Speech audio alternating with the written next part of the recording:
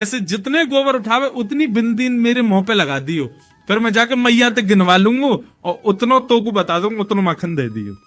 ये वो जगन्नाथ हैं जिन्होंने पूरे विश्व को बनाया। और आज यहां गोबर बेच रहे हैं और बदले में क्या ले रहे हैं? मक्खन। और वो भी मक्खन तब ले रहे हैं जब 9 लाख गैया घर में है। मतलब मक्खन की, दूध की, दही की कोई कमी नहीं है। लेकिन ये अब यहां पर आप क्या स्वीकार करोगे इस कथा में?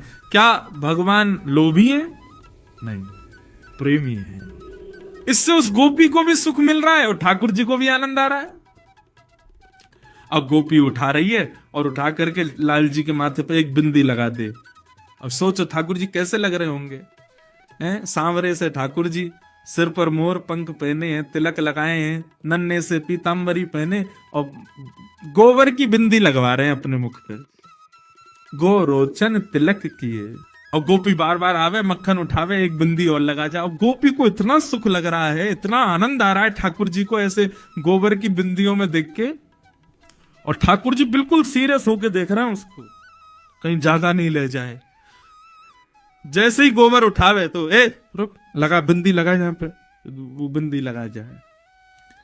अब बार बार बिंदी लगा के ठाकुर जी ऐसे मधुर मुस्कान ते आनंद है रहे हैं। गोपी को भी खूब आनंद आ रहा हो। सो गोपी ने अब क्या कहा कि अब की बार गोबर उठायो, और लाला बहुत भारी है ने उठवाइयो। जैसे ही ठाकुर जी उठवाने गए सो गोपी ने सबरो गोबर ठाकुर जी पे ही डाल दियो। जैसे ही डारो पूरे ठाकुर जी गोबर में संलिप्त रह गए। ठाकुर जी दौड़े चौकड़ी मार करके मैया के पास, बोले मैया देख, मैया देख, मैया देख। मैया ने जैसी देखी पूरा गोबर में लपो भयो लाल जी। अरे लाला तू को कितनो नवाओ, कितनो दबाओ, या गोबर में ही जाके खेले, देख का कर लियो, चला साफ करूं। मैया ध्यान ते करियो, क्यों बिंदी लगी भई है वो नहीं मिट जाए कहीं। हाँ ऐसे करियो कि बिंदी गिनती में आ जाए, उतनो दूध उतनो मक्खन लेके आनो गोपी थे। ये कौन है? ये प्रेमी ठाकुर जी। अब इस कथा को सुना तो आप सबके चेहरे पर प्रसन्नता आ गई और जगन्नाथ जी प्रिय लगने लगे।